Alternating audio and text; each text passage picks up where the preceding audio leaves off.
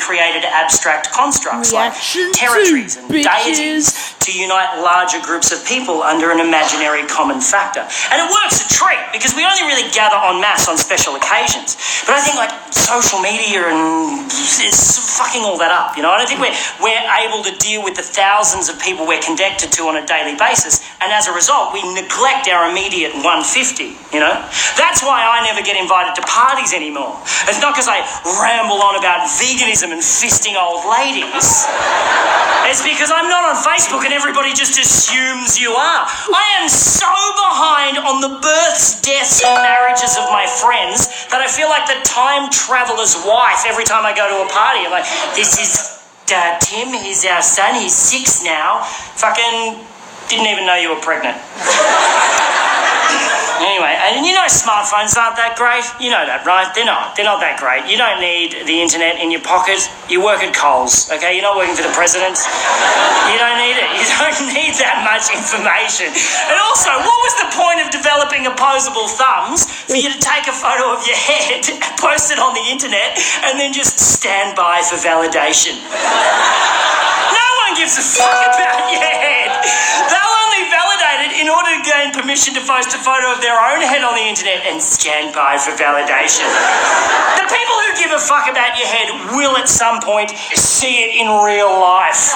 Fuck your head and the neck it rode in on. Your vanity is sucking up my bandwidth.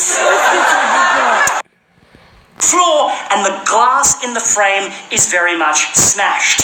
She's not dead, she's left him, and the plot thickens a bit more for Morgan.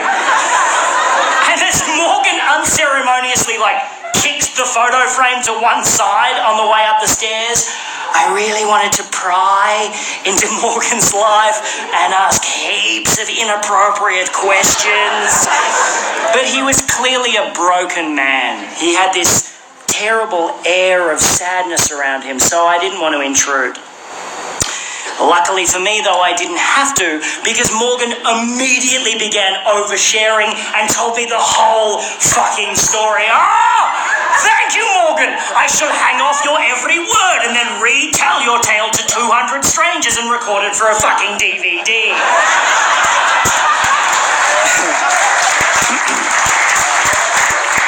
He is a graphic designer, yes, and he's really good at it. He does massive rebranding campaigns for large corporations. He gets flown all over the world doing this shit, right?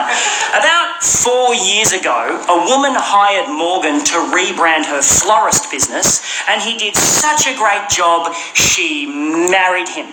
And he thought everything was just fine, until about 3 months ago. Morgan had to do a presentation in Sydney, right?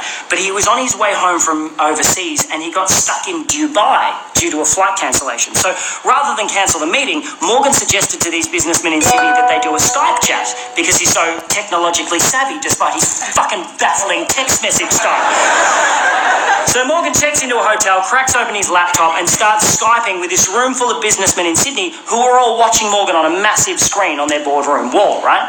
And everything's going great. Morgan is totally nailing it until about halfway through, he realises that a file he wants to show these dudes is on the desktop of his home computer back in his home office in Melbourne.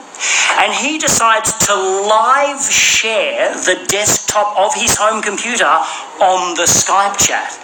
He knows how to do that. He can control his computer remotely from anywhere in the world. It's not particularly new technology, but Morgan makes it sound so impressive. So this room full of businessmen are all watching keenly Margaret, bring in some biscuits. There's some newfangled shit going on in here. As Morgan clicks a few buttons and brings up the desktop of his home computer on the Skype chat.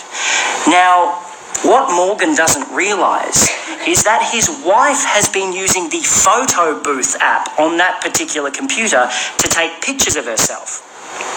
To take naked pictures of herself. To take naked pictures of herself doing some pretty fucked up shit.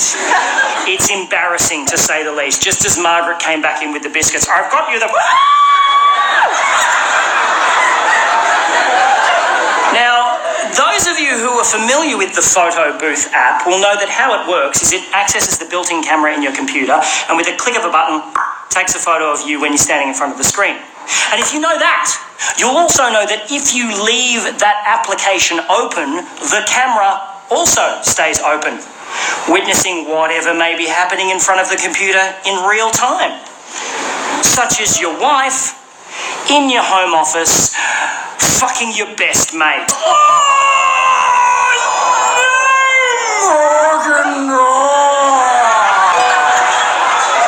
Morgan then goes on to tell me she's keeping the house, his former best mate is moving in, and while they're out for the day happily shopping for fittings, Morgan must suffer the indignity of moving his shit out and selling the stuff they don't want on Gumtree to this guy.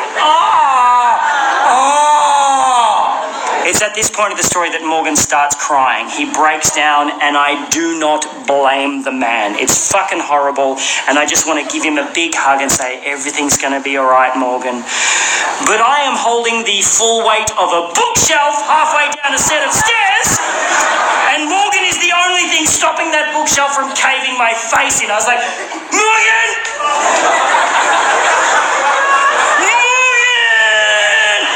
Morgan managed to pull himself together for about 8 seconds and then just went bah, and let the bookshelf go. I fell backwards. It literally rolled over me and took out the light hanging above the staircase. I'm now lying on my back getting showered in broken glass as the bookshelf turned end over end and just went thunk right through a freshly painted wall at the bottom of the stairs. I'm like,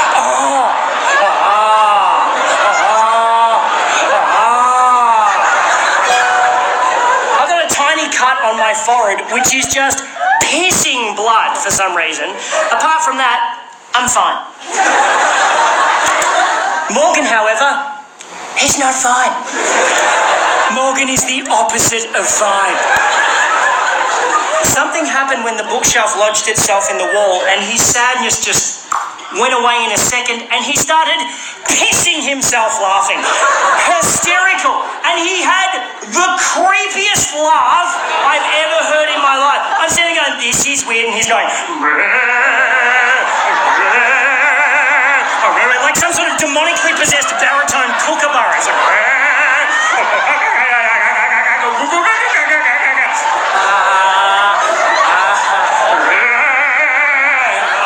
can I still have the bookshelf? He's like, we extracted from the wall. The bookshelf, incidentally, showing no sign of having just rolled down a staircase and smashed through a wall. We carried it out to my car. We had to stop about 6 times because Morgan was like, hang on a minute. We got it to my car, put it on the trailer, and Morgan was in such a great mood, he let me have the bookshelf for free.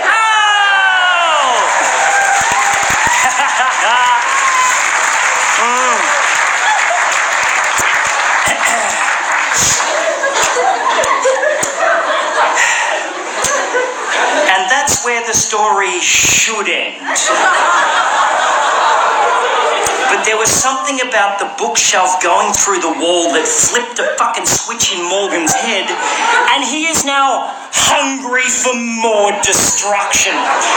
So as I started tying the bookshelf down to my trailer, Morgan just strolls over to like an upright mailbox on the front lawn and just starts trying to wrench it out of the ground, just really putting his back into it. I'm like, you okay, buddy? He's like, yep. He pulls it out of the ground, whereupon he wields it like a fucking battle axe and just starts smashing up the front garden, just beheading the daisies, fucking up the lavender. I'm like, hey Morgan, maybe you want to stop and think about that. And he wheeled around and looked at me like Jack Nicholson chasing Shelley Duvall up the stairs in The Shining and said, why don't you mind your own fucking business? Yep, cool man, yep. Now, I like tying knots. I'm quite good at tying knots. If I tie something down, I take my time because I want it to stay there. But as Morgan nonchalantly strolled up the driveway, rolled up the garage door, and put the mailbox through the windscreen of an Audi, I must admit, I kind of rushed my knot tying job. I got in the car, I'm about to drive off. I'm like looking at the house going, "Oh, I'm sure he'll be fine." And then an armchair smashed out of an upstairs window and just went doink, doink, doink, doink down the front lawn. I was like, what's my duty of care in this situation? I didn't want to call the cops on him. I didn't want him to trash the house. I'm like, fuck, I'm going to have to talk to Morgan. So I got out, I walked up the driveway, shitting myself. You know when someone does something really violent and you're just like, fuck, we're not supposed to do shit like that. Yucky, just yucky feeling in my tum-tum. And I'm standing there in the garage, and there's like an adjoining door in the garage that leads into the house. I can see in through the door into the house, up the staircase. It's like a wooden staircase, and I'm standing in the garage just going, Morgan! Morgan! Like I was calling a cat for its dinner. Like, Morgan! Muggy, muggy, muggy, muggy, muggy! And then I notice a small trickle of water start to come from the top step. And then a little bit more water, and then quite a lot of water. Just pissing down the stairs like a shitty water feature. I'm like, that can't be right. And then Morgan appeared on the top step holding a hammer like this. I was like, whoa! He's like, starts running at me wielding the hammer going, I'm like, oh no, man, I just wanted to buy your bookshelf. He's like,